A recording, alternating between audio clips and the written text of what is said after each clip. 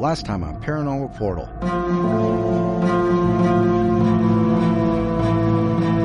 One of our cats stood up, looked towards the doorway, and started hissing. Basically, a wispy, kind of foggy apparition came through the doorway, past us, and then went into our kitchen. Yeah, we were all pretty shocked.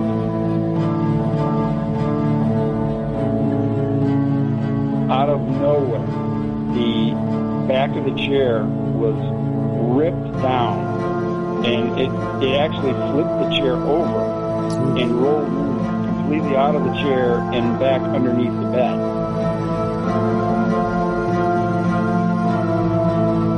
So Jezebel was an old doll, maybe from the 20s or 30s. My mom had picked it up at an antique store for one of my sisters, and she said the doll's head turned and it said, "I'm tired, let's go to bed." Hey, everybody, and welcome to the Paranormal Portal Podcast. I'm your host, Brent Thomas. Thank you all for joining us, and special thank you goes out to all of you who continue to support the podcast and continue to spread the word. Always remember, if any of you out there have experiences of your own that you'd like to share, feel free to email me at paranormalportalradio@gmail.com. Again, paranormalportalradio@gmail.com, and you too could be a guest on the show.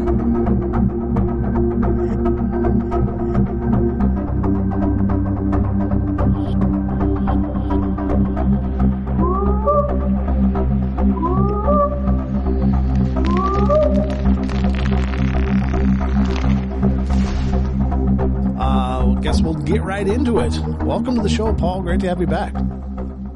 Hey, Brent. Great to be back on the portal. Love the show. So then you guys moved away, and years passed, and what goes on then? Well, so once we moved out of that home, we lived in two more homes. Again, I had gone off to college, but we lived in two more homes, would be family homes. And before I moved out on my own, and both of those houses, there was really nothing to note. Right, nothing really happened. I didn't start having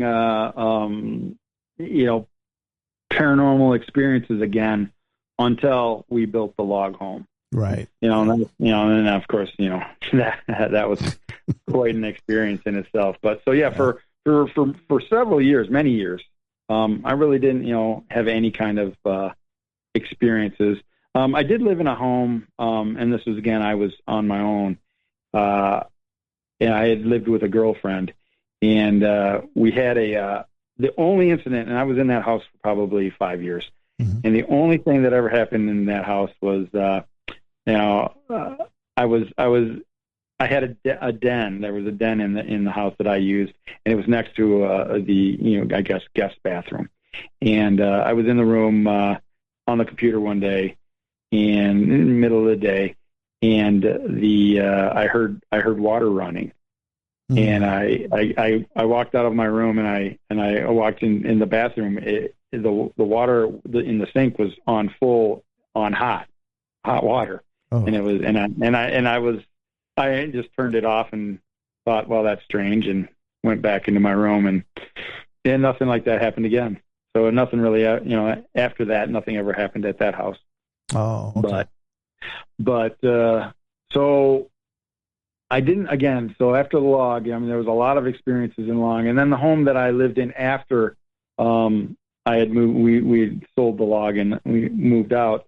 I was living in a home which ended up it was my wife's home that she grew up in from a child. Mm-hmm.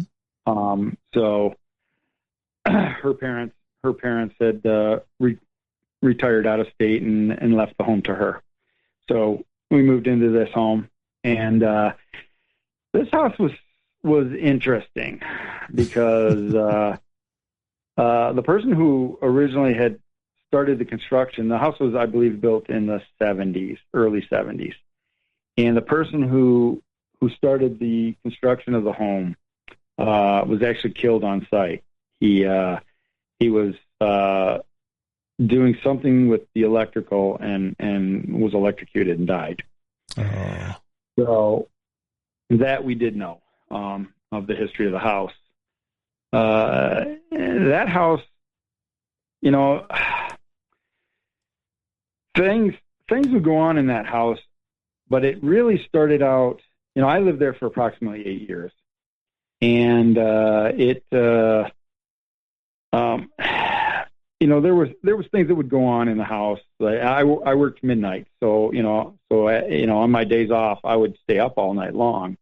That was just my schedule. I'd stay up and watch TV, and there would things. Oftentimes when I was watching TV, I would hear things. The kitchen was, the living room and the kitchen were attached, and there was kind of a pass-through window from the kitchen into the living room. And the couch was in front of that window. And I would sit there and watch TV, and I would hear things behind me shuffling around, like paper shuffling around, things moving on the counter. I mean, it would, and this would be 2, 3 o'clock in the morning. Mm-hmm. Nobody was up. So I would just make reference to it. I'd say, "Hey, how you doing?" I would just, talk to it, just, right. Not really, it didn't scare me. Sure. I just, I would hear these things moving around back there and just, I wouldn't pay a whole lot of attention to it. Mm-hmm. But my son, he, from an early age, probably from about, I would say 8, 9 years old, he would see things and hear things in the house. And I remember he would tell us about it, and we would always just basically joke around and say, it must be the old man of the house. Mm-hmm. And everybody knew the story. And he the first thing to note with him was he came to me and asked if he could have a lock on his door, and I was like, sure. What do you need a lock on your door for? And he said to keep him out of my room at night. And I'm like, keep who out of your room at night? And he said, the old man. And I said, what do you? I said, well, what's happening with the old man? He said he rattles my doorknob. Oh. And I'm like he's just rattling the doorknob. He said, yeah, it's like he's trying to come in, and sometimes the door will open. Oh man. And I'm like, okay, and obviously, I believe in spirits, so I was like, sure. And I went up and I put a little loop and hook lock on the door, mm-hmm. and which took care of the problem. The door didn't open anymore, but several more times the door handle would rattle and the door would jiggle, and so those things would happen. But the thing about the house was, again, it was the house itself. Inside the house always felt fine, Sure. and it never had a strange feeling to it. But outside around the house did have a heavy feeling, and it was always after dark. Mm-hmm. And I didn't. It's a feeling that I didn't get everywhere. Like several of the houses that we lived in, I didn't get that feeling outside. Right. At night, like there was something watching you, or there's something around, or there's something that wasn't quite right. But that place, I did, and my wife had mentioned to me that she, from a child on up, was always scared to go outside at night because it felt scary to her, whereas other places she lived did not. Even to up to that time, we were living there again. Mm-hmm. She said, "Man, it's just creepy around here at night. It just feels weird outside," and that's true, and it did. I would, again, I would ride. I worked nights, so I would ride home. I'd ride my motorcycle. I would get off. I had a 3 to 3 shift, and I would get off, at 3 o'clock in the morning, and I'd ride my bike home, my motorcycle, mm-hmm. and always when I pulled onto our road before our house, I would just get a little, kind of that little tingle mm-hmm. down the back of your neck. Yeah. And, and I was hyper aware when I would pull in the driveway, and we had a detached garage there as well, kind of a pole barn where I kept my bike. And so I would have to go in, and I'd get off the bike, and I'd have to go into the pole barn, turn the lights on, open the door. And it was just kind of creepy. Right. When I was, where other places I'd been, I didn't feel like that. Okay. So, anyways, so, things would feel weird, but there wasn't a whole lot of experiences. There was, stuff that went on, moving, items would move and things like that. You'd hear noises in the basement every so often. It just stuff like that. But we were basically, all right, so we were preparing to move. We were preparing to actually move out of state. So when this happened, and it was a process we started cleaning out the house and cleaning out the property and getting rid of things that we didn't need, preparing for this move. And it was probably a year-long process. Right. As we were, preparing and getting ready to move. And this is when the activity really spiked at the house. It spiked for my son and for us as well. We had my son.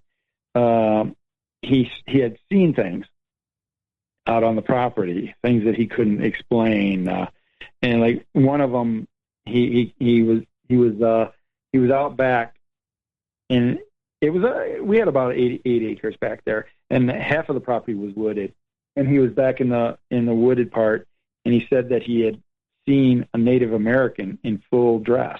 Wow. In the backwoods. And he said, and this is during the day, and he said he saw it, in full dress, 1800 style, and it literally, he said it was plain as day, and it was 50 yards away from him, and it just stood there and looked at him. It wasn't transparent or anything. He said it looked like a person in a costume. And he said it took about 3 or 4 steps and then completely disappeared in front of him. That was the first thing. And again, I never doubted things with my kids. I always believed them when they said things like that, because I had always had experiences. Right. So I didn't doubt him. We asked him about it, and he said it was strange, and we let it go with that.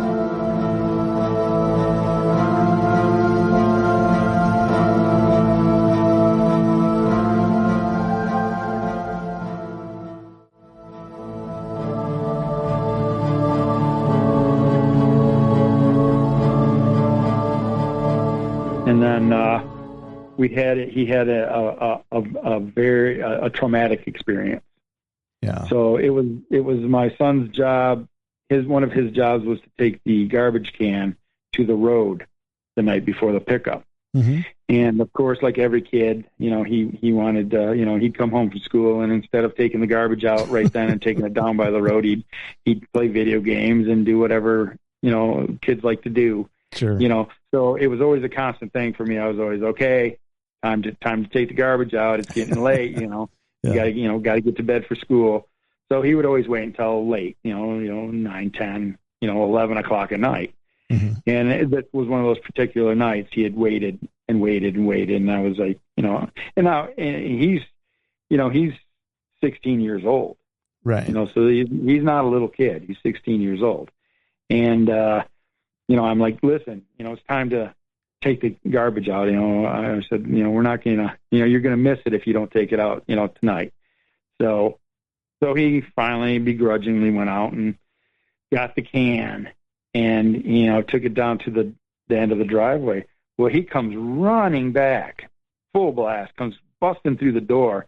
And she's like, something's out there. And I'm like, what? And he's like, there's something out there. So I grab my flashlight, and I'm like, what are you talking about? So he comes right with me. We go out there. I shine the flashlight down the driveway, and I'm like, there's nobody here. And he goes, he said, it's not a person. It's some kind of creature. And I'm like, what do you, I'm thinking, what is this, a coyote? What are you talking about? And I said, okay. So then we walked down to the end of the driveway, and I shine the flashlight all around, and I said, there's nothing here, buddy. And he goes, it was here, and it came after me. And I'm like, okay, let's go. So we went back, walking back to the house, and I'm like, well, what did you see? And he said, it looked like a demon. Oh, and I said, what do you mean? What do you mean a demon? He said it was 7 foot tall. it was across on the other side of the road from the driveway. And he said, when I pulled the can down here, he said, I saw it. It was like it dressed in a big black robe, and it hissed at me. Oh, man. And I'm like, what? He goes, it hissed at me. And he said, I turned around and started running. And he said, it was behind me. And he said, I was waiting for it to grab me the whole way up the driveway. Mm. And I was like, okay. Jeez. So that was the first real, scary thing that happened to him. Right. And so again, this is within a year of us moving out of this house. And so the next incident happened. I was actually taking a bag of garbage out to the can. We had a ramp on our basically connected to the deck. So it came out of a sun. We had a kind of a sunroom on the coming out of our kitchen area.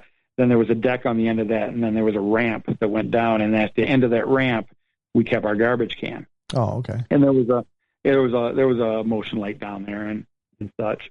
And also we parked our cars down there as well. And so I had come out again. It was probably 9, 10 o'clock at night, and I had a bag of garbage, and I was going to put it down there. And as I came out and I started to walk down the ramp, I saw movement from my right side, and there was about a 2.5 foot tall black object that darted across the ramp and basically went past the garbage can, and I like immediately I was like, it didn't look like an animal. It had no features. It was like a black circle almost. Wow. And so I went down immediately. I mean, I headed right down there to see what this thing was, and it headed towards the light, and but it got behind the garbage can, and then it disappeared. It was completely gone. And it was, like I said, it wasn't an animal. There was no features to it. It was just a black kind of a blob that moved across the front of the ramp right in front of me. But it's not like an animal kind of shape at all. Was it? No. Did it look like humanoid-esque, at least in the rough outline, but really small? Or like I said, it was about 2.5 foot tall. Right. It wasn't 3 foot tall. It was about 2.5 foot tall. Mm-hmm. And it was kind of just almost like a circle. Wow. Almost. Okay. It wasn't defined, but it was like a blob of some sort of strange looking. Like a black orb, maybe? Like a black orb? What's that? Yeah, I mean, very well, that's a decent description of an orb. That's interesting, because black orbs don't come up often. When I first saw it off to the right, it was stationary, and so I got a good look at it. Yeah. It was just kind of just sitting there, and then it shot across, and it like really quickly shot across the front of the ramp and disappeared. Oh, geez. And again, as I walked out, before I even saw it, as I walked out onto the deck, I got that little twinge, the little kind of chill just before I saw it. And then I saw it, and then it darted across there. And like I said, I went down, and there was nothing there. There was nothing around there. So that's got to be incredibly creepy, though. Wow. I mean, it was strange. And one more question about it, though. Did you feel like what you were looking at was like, whoa, that's not good? Or did you just see something and go, well, that's weird? What was your emotional reaction to that? So again, like I had a strange, like a creepy feeling, but the creepy feeling was actually before I saw it. And then I was just curious. I was like, what, I was kind of like, what is that? What was that? I've never seen anything like that. Yeah. And I mean, there was plenty, it was a little farm. We had a little farm. There was plenty of animals that, I saw animals there all the time, raccoons and possums, and, we had coyotes and foxes. I mean, I knew the difference. You know, right. These are things. This was something I had never seen before. Wow. You know, and again, it wasn't like it was in the dark. You know, the motion light was on. Right. And the area was lit up. That's crazy. And, you know, there was just no features to it at all. So, you know, again, it was strange. That is strange. Again, have no idea. Now, I mean, you can attest to this because, again, we were, you know, I contacted you after these things started happening. And, you know, you directed us to some help. Yeah, we had you contact Deb, who's, of course, been on the show and involved with the show for years. And she was able to get a read on what was going on. And I mean, it seemed for the most part, you know, I think she really dialed into it pretty well, you know, and was able to guide and help you with protection and stuff on a spiritual level, which I think was really powerful and important because, my God, you see like some kind of demon outside your house. It's like, obviously it's looking to come in. I mean, otherwise, why would it show itself, you know? So it revealed itself to your son, and it's like you guys were the target. So that was absolutely very concerning. Wow. And so what she had told us after, you know, she talked mainly to my wife, and so this is what was her insight on it, was basically that whatever was attached to the property had been there for a very, very, very long time. You know, ancient, and that it. She had said that at one point it was human, but that, and it was kind of like you know, frontiers, you know, like the 1700s kind of, you know, frontiersman kind of thing, and that it was attached to that area, and that then when it passed, it became something else, something darker. Yeah, and she said that she said that the man who had died on the property was at our house, and he was inside of our house, and that he kept everything that was dark outside of the house. Oh, sure. Yeah, so I remember that. He kept this thing at bay all those years, kept it out of the house. Wow. Because it was always trying to get into the house. But he was there to stop it. Well, that's a fantastic presence to have then. Yeah. Jeez. Yeah. And, you know, and again, I mean, there was some, I had forgotten about a situation that did happen before we, you know, were preparing to leave the home. And this was one night that, you know, I was in the house, you know, I was up late watching TV, you know, again, probably, you know, it was 2-3 o'clock again. And I was preparing to go to bed, and I had turned off the TV, and we had a light in the living room that was on a pull string, and I turned the light off, which at this point then there was no light in the house. It was completely dark, and I felt a presence walk past me really close. Wow. But in the dark, I could make out features. There was it was wearing a ball, you know, it was wearing a ball cap. I could see the ball cap. You know, I could make out the outline of the body. And it walked literally next to it almost brushed me, and I could feel the breeze go by me. Wow. And as it passed me, I mean, I was standing right there. I flicked the light right back on because my hand was already on the pull chain, and I flicked it right back on. And of course, there was nothing there. But I mean, it was definitely a presence moving past me. Wow.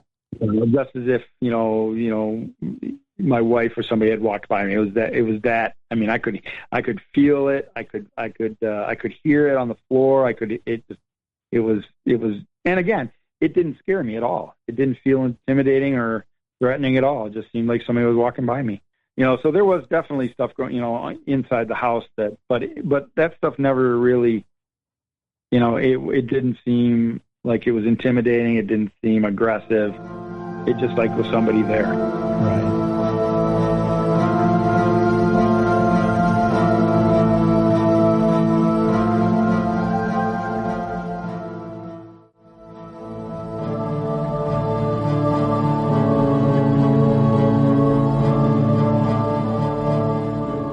like I said, the stuff outside was more aggressive, was definitely more aggressive.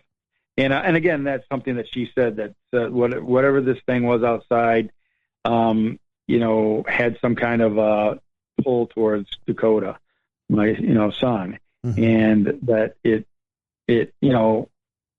for whatever reason did not want him to leave, didn't want us to leave. Oh, okay. So, and that's kind of what she said. And then again, she had us, do a bunch of things around the home to protect the home. Yeah. Which we did. We did all those things. But something to note about that, once we put those protections in place, all the activity in the homes ended. Oh, really? So it was almost like, there was no more activity in the home.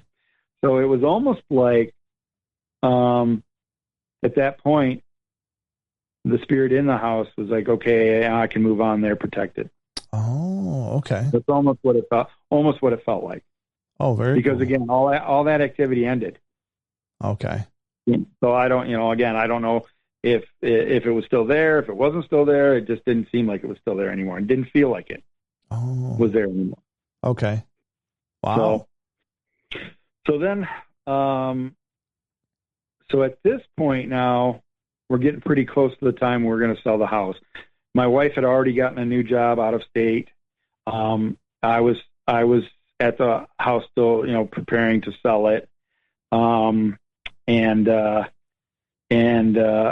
son was still with me, but he was preparing to move down with his mom. And so at that point, one day, now this was during the day I was home, and I had my dog. He's a big English Mastiff. He's a good boy, good protector. Very wary about people outside and such. Always alarms, lets us know. Anyways, so I was in the home. My son, I think, was in school at the time. The middle of the day, probably 1:00 in the afternoon, and I'm just in the house. I'm watching some TV. Dog's laying next to me, and the sunroom, the sunroom that was attached to our kitchen, that was our main entryway into the house. And we had just recently replaced the door, turned it into kind of it was one of those doors that had the shade built right in between the glass. Oh, right. Yeah. The two corners of the glass. And so we kept that shade shut all the time, so people couldn't look into our home. Right. So anyway, I was, and it also it had a handle style doorknob on it. Okay. Handle. So I was sitting in the living room with the dog. Dog was sitting next to me, and I was watching TV, and the dog picked up his head, looked towards that door, and started growling. And now that was uncommon for him because, he would alarm bark, but he didn't do a whole lot of growling.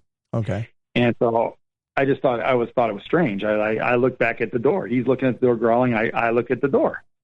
And at this point, I paused the TV. I put the TV on pause.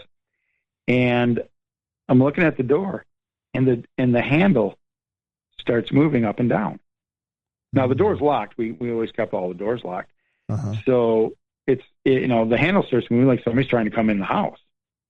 And as soon as that handle started moving, my dog jumped up and went towards the door, barking and growling and snarling. And which again, he barked, but that was he was being very aggressive. And so of course I immediately jump up, and I didn't go to the door because I didn't know what was on the other side. I was thinking, hey, somebody's breaking into my house. Right. So there was a window. So basically how it's set up is the porch came out from the kitchen, and then there was a window along that same wall. And you could look out that window and see the sunroom was all glass.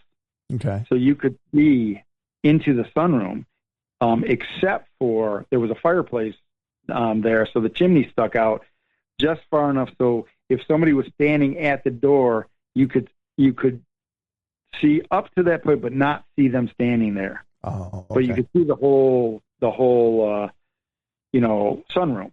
Mm-hmm. You just couldn't see that. You couldn't see who's standing in front of the door. So I'm standing there and I'm looking, because I'm like, who is this? Once they don't, obviously I'm expecting them to leave. So Right. I'm like, want to see who this person is or who's trying to get into my house. So it goes on and on. This, for about 5 minutes, that handle is going up and down and rattling. And I'm like, okay.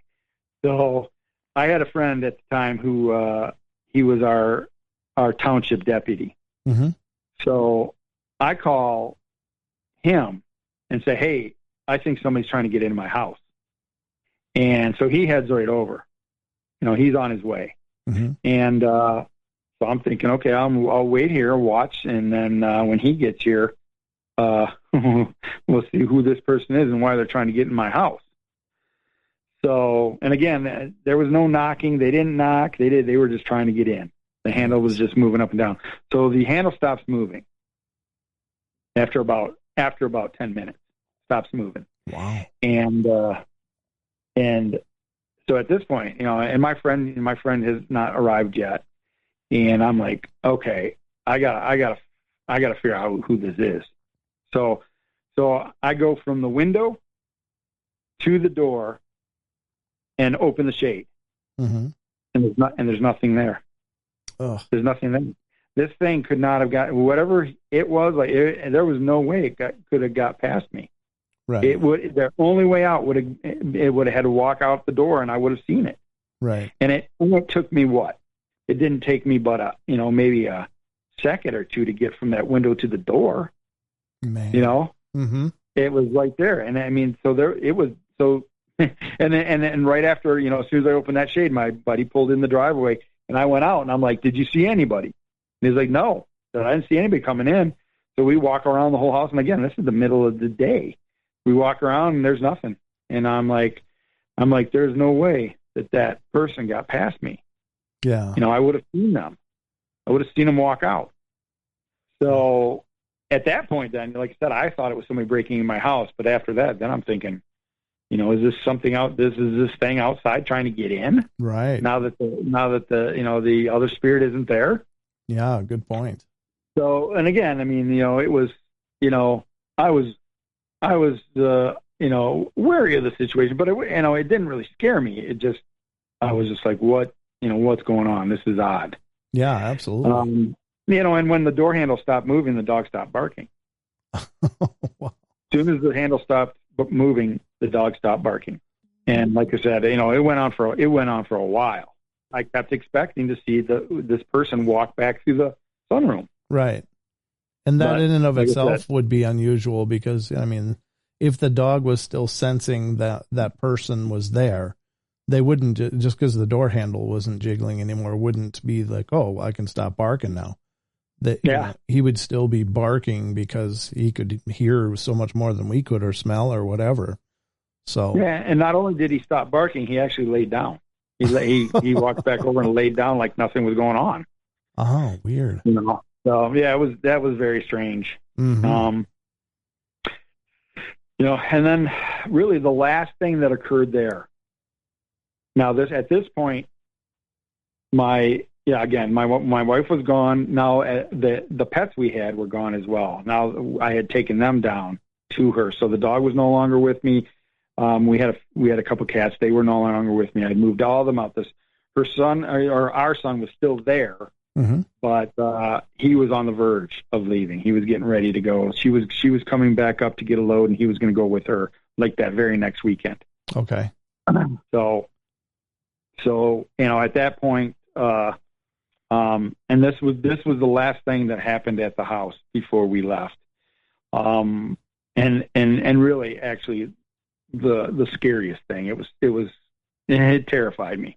Yeah. So it was in the evening. Maybe it was after dark. 10 o'clock at night, and I was watching TV again, sitting there watching TV. And so that same window that I was talking about, that I was looking, that you could look through and see the sunroom. Mm-hmm. You could also, on my pole barn, there was a mercury light that came on at night and stayed on all night long. Mm-hmm. And it would shine in that light, and the light would shine in through the window. And now that window, it was a very tall window. So there was underneath it was a kind of like a block planter that was about 2 foot off the ground. And then we would, often in the summertime, we kept a air conditioning unit in that window. So I would put it in the spring and take it out in the fall. And when I was standing on the planter, I'm about 6 foot tall, and the bottom of the window would come up to about my shoulders. Okay. Yeah. So it was well off the ground. It was probably 7 foot, 8 foot off the ground. Uh-huh. The bottom of the window. So it was a big window, and but you could see the light shining through it from the barn at night. So I was sitting there watching TV, and the siding on the house was metal. It was metal siding on the house. Mm-hmm. And I'm just sitting there watching TV, and all of a sudden I hear this. It was this god awful scraping noise. And literally when it happened, and it lasted a long time. It basically, what it sounded when I was sitting there, I thought, this sounds like something is dragging their claws the full length of the back of my house. Oh, God. It was super loud. It was super loud. It was this screeching, scratching, clawing noise that just dragged across the whole back of the house. And I was just like, what is that? Because I didn't have any limbs around the house. There was nothing that would scrape the house. I'd never heard that noise before. Not like that. Nothing like that. Mm-hmm. And so I'm staring at this window because it's coming from that side of the house. So I'm staring at it going, what is that? And all of a sudden, something went in front of that window and completely blacked it out. The whole window blacked out all the light from outside. Jeez. From top to bottom, blacked it out. Oh, my God. And my blood ran cold. Yeah. I was so scared, and I'm a grown man. Right. Yeah. I don't scare that easy, but and the feeling I got was it was like pure evil. Oh, man. This feeling came over me it was nothing but dread. Just malice. Wow. I was just like, what is that? And I'm sitting there trying to think in my head. I'm like trying to rationalize it. Mm-hmm. What is this? What could this be?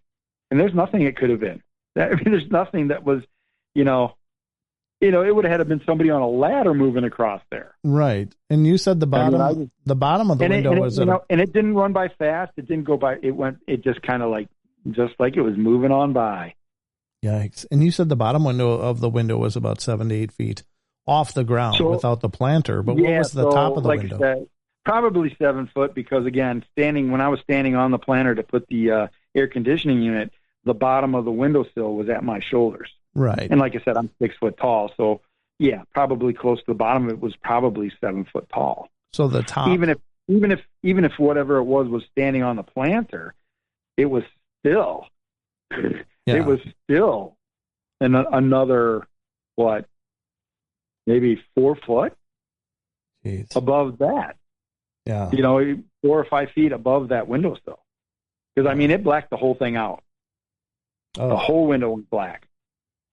That's incredible. And then as it moved across, it moved across slowly. It moved across. It was like something was looking in the window, and then it moved off to the side, and then the light came back in. And I was just like, what in the world? Yeah. And I'll tell you what, I was so scared. I called my son, and I said, where are you at? Like, I'm at my buddy's house. I'm like, get home now. He's like, why? I said, get home now. I didn't want to be in there alone. Yeah. I was like, you need to get home here now. And he was probably only 15 minutes away. And I called him probably twice on the way home. Where are you at? Like, I'm almost there. Then he got home and I told him what happened. And he was like, oh, really? Oh. I'm like, yeah. I said, dude, that was horrible. And, so yeah, and again, after that, nothing really happened after that. But within a few days, he moved down to his mom's. His mom came up and he moved. And then, the house was, we put this house up for sale right after he left, and the house sold in 8 hours. Wow. Literally it was on the market for 8 hours, and it sold, and now I told the people who bought our house, I told them, I said, there's some creepy stuff going on there. It's creepy. And they're like, we don't. And the guy was basically, I don't believe in that stuff. And she was like, I don't care. She said, I've been, they were coming from an apartment, and they were like, she was like, I don't care what's here. I love this place. Oh. So I did let them know that something, but like I said, the guy, he was a Navy man, and he was like, I don't believe in any of that shit. I'm like, okay. Okay. Well, more power to him. I hope it worked out pretty well for him, but yeah, that last experience to me is this, it's so poignant because not only was something passing by the window, but it blocked out the whole thing. And you heard that scratching noise going along the house. That was just, like I said, the whole thing was just, the scratching noise, that screechy scratching noise, that really obviously got my attention. Yeah. But when that thing blocked, and again, I'd been in that house for at least 8 years, and I had never seen anything like that. I'd never seen anything cross that window. Never. Wow. And so yeah, it just, like I said, it chilled me to the bone. Yeah. No doubt. I was plenty happy when we got rid of the place and moved. Well, yeah, I mean, and thank God whatever it was didn't end up following you or anything, but that's, did you find any marks on the house after that event? Nothing there. Okay. So there was nothing there. Oh, good. Well, I mean, that's good. The very next day I went out and looked. Yeah. Because of it scratching like that. There should have been like, metal shavings all over the place. And it was, it sounded like that. It literally sounded like metal scratching on metal. Yeah. Oh God. Jeez. But again, it was, and like I said, that noise went the whole length of the back house.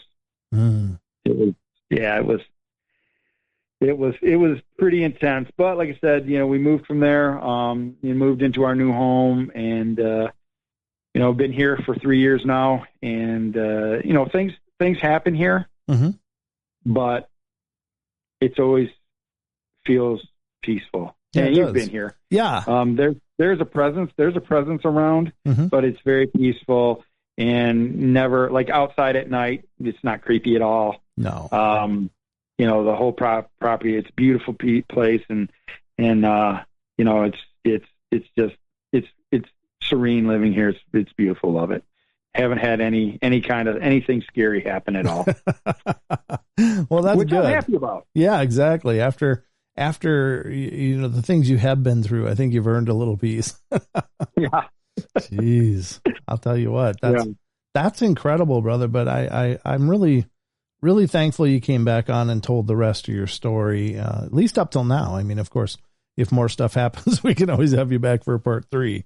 Absolutely. But it's an incredible journey because I think you've had such intensely profound experiences.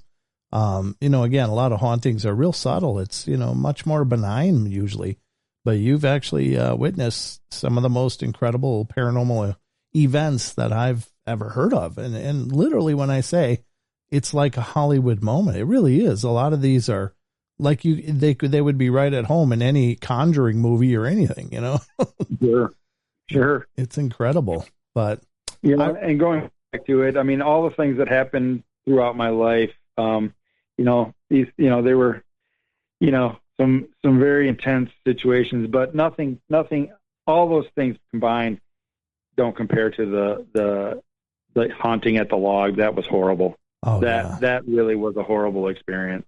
Yeah. And I think in that case, I think you were targeted. I mean, it really had everything to do with you. It was for whatever reason. It absolutely felt that way. Yeah. Yeah, absolutely. Whatever was there hated me, and it was awful. It was an awful experience.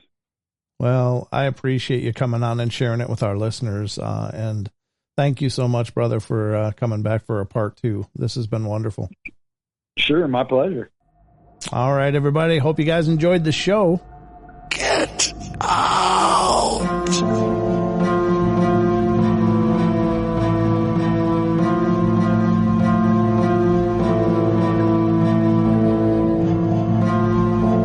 All right, guys, thank you so much for joining us here on tonight's show. I hope you guys enjoyed it. Please feel free to follow us on Facebook, facebook.com/Paranormal Portal Radio, as well as finding us on Twitter. We're on Twitter at Paranormal Portal, Portl. And we'd love to have you stop by our YouTube page and subscribe and check out our shows there. We got hundreds of shows, Journeys into the Paranormal Portal. So I hope you'll check it out, guys. We're over there at youtube.com/Paranormal Portal. So hope to see you guys soon. We'll be back, of course, for more podcasts in the coming days. So we love you all. Be good, be kind, be nice. Take care of each other. Help each other out. Find the magic in every day. And remember to laugh as much as you can.